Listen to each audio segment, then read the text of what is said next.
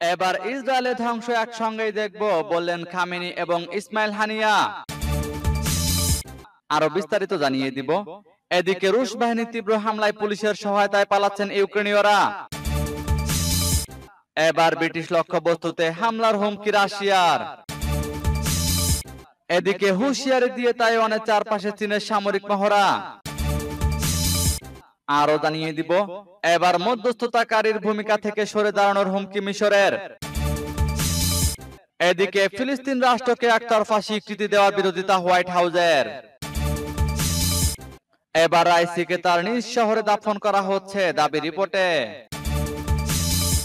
এবং সর্বশেষে জানিয়ে দিব, এদিকে অবশেষে ট্রাম্পকেই সমর্থন দিলেন নিকি হ্যালি। শুনছিলেন সংবাদ শিরোনাম, এখন বিস্তারিত। তবে তার আগে অনুরোধ থাকবে, এই ভিডিওতে একটি লাইক দিন এবং কমেন্টস করে জানিয়ে দিন আপনি কোন জেলা থেকে বা কোথায় থেকে আমাদের সাথে যুক্ত রয়েছেন। এবং সংবাদের সর্বশেষ গুরুত্বপূর্ণ আপডেট পেতে চ্যানেলটি সাবস্ক্রাইব করে আমাদের সঙ্গেই থাকুন। এবার ইসরায়েলের ধ্বংস একসঙ্গেই দেখব বললেন খামেনি এবং হানিয়া। ইরানের প্রেসিডেন্ট ইব্রাহিম রাইসির মৃত্যুর পর শোক স্তব্ধ দেশটি। এরই মধ্যেই বুধবার হামাস নেতা ইসমাইল হানিয়া ইরানের শীর্ষ ধর্মীয় নেতা আয়াতুল্লাহ আলী খামেনির সঙ্গে দেখা করেন। রাইসির জানাজায় অংশ নিতে হানিয়া তেহরান গিয়েছিলেন। খামেনি হামাস প্রধানকে বলেছেন, ইহুদিদের ধ্বংস করার বেহেশতি অঙ্গীকার একদিন পূরণ হবে এবং আমরা সেই দিনটি দেখব যেদিন নদী থেকে সমুদ্র পর্যন্ত জেগে উঠবে ফিলিস্তিন। হামাসের পলিট ব্যুরোর প্রধান জবাবে বলেন, ইনশাল্লাহ আমরা সেদিনটি একসঙ্গেই দেখব। এর আগে ইসমাইল হানিয়া ও লেবাননের সশস্ত্র সংগঠন হিজবুল্লাহর উপনেতা নাইম কাসেম ও ইয়েমেনের হুতি বিদ্রোহীদের প্রতিনিধিরা প্রয়াত প্রেসিডেন্টের জানাজায় অংশ নেন। এদিকে রুশ বাহিনীর তীব্র হামলায় পুলিশের সহায়তায় পালাচ্ছেন ইউক্রেনীয়রা। ইউক্রেনের খার্কিভের উত্তরাঞ্চলে হামলা আরো তীব্র করেছে রাশিয়া। ভয়াবহ হামলা থেকে বাঁচতে পুলিশের সহায়তায় পালাচ্ছেন স্থানীয় বাসিন্দারা। গত 10 মে থেকে রাশিয়া ইউক্রেনের সীমানায় নতুন করে আক্রমণ শুরু করেছে বলে ইউক্রেন সরকার জানিয়েছে। কয়েকটি গ্রামও তারা দখল করে নিয়েছে। এরপর থেকে পুলিশ কর্মীদের ব্যস্ততা অনেক বেড়েছে। গত 2 সপ্তাহ ধরে 2 পুলিশ কর্মী খার্কিভের উত্তরের জায়গাগুলো থেকে মানুষকে সরিয়ে আনার কাজে ব্যস্ত। তাদের মধ্যে রয়েছেন ভ্লাদিস্লাভ ইয়েফারভ ও ইয়ারে মোসুক। গণমাধ্যমের প্রতিবেদন থেকে জানা গেছে, ভ্লাদিস্লাভ ইয়েফারভ গাড়িতে অসংখ্য গুলি লাগার চিহ্ন আছে। কিছুদিন আগের ঘটনা, ইয়েফারভ ও তার সহকর্মী ইয়ারে মোসুকের গাড়ির উপর রাশিয়ার স্নাইপাররা গুলি চালাতে থাকে। দুজনেই ইউক্রেনের পুলিশ কর্মী। তারা ভবশাঙ্ক শহরে একজন বয়স্ক নারীকে আনতে যাচ্ছিলেন। ইয়েফারভ বলেছিলেন, আমেরিকায় তৈরি একটি সাজোয়া গাড়ি এসে তাদের বাঁচায়। তবে ওই নারীকে আর নিয়ে আসতে পারেনি তারা। ইয়েফারভ বলেছিলেন, এখন লড়াই চলছে বলে ওই জায়গাগুলোতে বসবাস করা বিপজ্জনক। রাশিয়া সমানে আবাসিক এলাকায় গোলা ফেলছে, ক্ষেপণাস্ত্র হামলাও চলছে। ইউক্রেনের নতুন অভিযান চালাচ্ছে রাশিয়া। এবার ব্রিটিশ লক্ষ্যবস্তুতে হামলার হুমকি রাশিয়ার। রাশিয়ার পররাষ্ট্র মন্ত্রণালয়ের মুখপাত্র মারিয়া জাখারোভা বলেছেন, রুশ ভূখণ্ডে হামলা চালাতে ইউক্রেন যদি ব্রিটিশ অস্ত্র ব্যবহার করে তাহলে মস্কো ব্রিটিশ লক্ষ্যবস্তুতে হামলা চালাবে। জাখারোভা সাংবাদিকদের বলেন, এমন পরিস্থিতিতে ইউক্রেনের ভূখণ্ড এবং এর সীমান্তের বাইরে ব্রিটিশ লক্ষ্যবস্তুতে আঘাত হানার কথা বিবেচনা করবে রাশিয়া। চলতি মাসের শুরুতে ব্রিটিশ পররাষ্ট্রমন্ত্রী ডেভিড ক্যামেরুন রাশিয়ার অভ্যন্তরে লক্ষ্যবস্তুতে আঘাত হানার জন্য লন্ডনের সরবরাহ করা অস্ত্র ব্যবহারের অধিকার ইউক্রেনে রয়েছে বলে মন্তব্য করেন। ক্যামেরুনের মন্তব্যে মস্কো হুঁশিয়ারি দিয়েছিল। মারিয়া জাখারোভা সেই হুঁশিয়ারির পুনরাবৃত্তি করেছেন। রাশিয়া ব্রিটিশ পররাষ্ট্রমন্ত্রীর এই মন্তব্যে ক্ষুব্ধ প্রতিক্রিয়া ব্যক্ত করে। এর জেরে সম্প্রতি কৌশলগত পারমাণবিক ক্ষেপণাস্ত্র উৎক্ষেপণের মহড়া শুরু করেছে মস্কো। এদিকে রুশ বাহিনী প্রথমবারের মতো পারমাণবিক মহড়া শুরু করেছে। এই মহড়ায় রয়েছে অকৌশলগত পারমাণবিক অস্ত্র প্রস্তুত ও ব্যবহার এর ব্যবহারিক প্রশিক্ষণ। মঙ্গলবার দেশটির প্রতিরক্ষা মন্ত্রণালয় জানায়, প্রেসিডেন্ট ভ্লাদিমির পুতিন এ মাসের শুরুতে এই মহড়ার নির্দেশ দেন। মস্কো এগুলোকে রাশিয়ার জন্য নিরাপত্তা হুমকির সঙ্গে যুক্ত করেছে। পশ্চিমা কর্মকর্তারা পুতিনের পারমাণবিক হুমকিকে যুদ্ধংদেহী বিবৃতি বলে অভিহিত করেছেন। এদিকে হুঁশিয়ারি দিয়ে তাইওয়ানের চারপাশে চীনের সামরিক মহড়া। তাইওয়ানের চারপাশে 2 দিনের সামরিক মহড়া শুরু করেছে চীন। তাইওয়ানকে কঠোর শাস্তি দিতে আকাশ ও পানিপথে এই মহড়া শুরু করেছে দেশটি। চীনের রাষ্ট্রীয় মিডিয়ার বরাত দিয়ে আজ বৃহস্পতিবার কাতার ভিত্তিক সংবাদ মাধ্যম আল জাজিরার অনলাইন প্রতিবেদনে এ তথ্য জানানো হয়েছে। চীনের রাষ্ট্রীয় সংবাদ সংস্থা সিনহুয়ার বলেছে, চীনের সেনাবাহিনীর ইস্টার্ন থিয়েটার কমান্ডো স্থানীয় সময় বৃহস্পতিবার সকাল 7:45 থেকে তাইওয়ান প্রণালী তাইওয়ানের উত্তর, দক্ষিণ ও পূর্বে মহড়া শুরু করেছে। এছাড়া তাইওয়ানের কিনমেন মাতসু, উকিউ এবং ডংইন দ্বীপপুঞ্জের চারপাশে মহড়া শুরু করেছে চীন। চীনের সামরিক মুখপাত্র লিসি বলেছেন, যৌথ এ মহড়ায় সেনাবাহিনী, নৌবাহিনী, বিমান বাহিনী এবং রকেট ফোর্স অংশ নিয়েছে। তাইওয়ানের স্বাধীনতার নামে বিচ্ছিন্নতাবাদী কর্মকাণ্ড চালানোর কঠোর শাস্তি হিসেবে এই মহড়া। এছাড়া বহিরাগত শক্তির হস্তক্ষেপ ও উস্কানির বিরুদ্ধেও এটি কড়া বার্তা।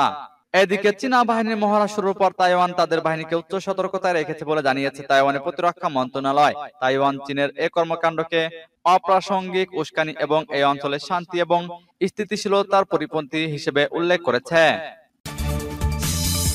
এবার মধ্যস্থতাকারীর ভূমিকা থেকে সরে দাঁড়ানোর হুমকি মিশরের। গাজায় ইসরায়েল ও হামাসের মধ্যে যুদ্ধবিরতির মধ্যস্থতাকারী হিসেবে সরে যাওয়ার হুমকি দিয়েছে মিশর। মার্কিন সংবাদ মাধ্যম সিএনএন-এ প্রকাশিত এক সংবাদের প্রতিবাদে এ হুমকি দিয়েছে কায়রো। খবর রয়টার্সের। মঙ্গলবার সিএনএন-এর এই প্রতিবেদনে বলা হয়, গাজায় যুদ্ধ দীর্ঘায়িত করার জন্য মিশরের গোয়েন্দা বিভাগ যুদ্ধবিরতির চুক্তির শর্তে ইচ্ছাকৃত পরিবর্তন এনেছে। সিএনএন-এর এই দাবির তীব্র প্রতিবাদ জানিয়ে বুধবার সামাজিক যোগাযোগ মাধ্যম এক্সে মিশরের সরকারি তথ্য পরিষেবা বিভাগের প্রধান দিয়া রাউসান বলেন, মধ্যস্থতার প্রচেষ্টা নিয়ে সংশয় প্রকাশ করা হলে মিশর মধ্যস্থতাকারীর ভূমিকা থেকে নিজেদের সরিয়ে নিতে বাধ্য হবে। এতে সংকট আরো বাড়বে। সিএনএন-এর প্রতিবেদনে হামাস ও ইসরায়েলের মধ্যে যুদ্ধবিরতির সংলাপের সঙ্গে সংশ্লিষ্ট 3টি সূত্রে বরাত দিয়ে বলা হয়, সম্প্রতি হামাস যে যুদ্ধবিরতির খসড়া চুক্তিটির প্রতি সমর্থন জানিয়েছে সেটি মূল চুক্তি নয়, এটি বিকৃত করা হয়েছে। এই খবর ফাঁস হওয়ার পর যুক্তরাষ্ট্র ও কাতারের কর্মকর্তারা মিশরের প্রতি ক্ষুব্ধ হয়েছিলেন, দোষারোপ করেছিলেন এবং শান্তি আলোচনা প্রক্রিয়ায় অচলাবস্থা সৃষ্টি হয়েছিল বলেও উল্লেখ করা হয়েছে সিএনএন-এর প্রতিবেদনে।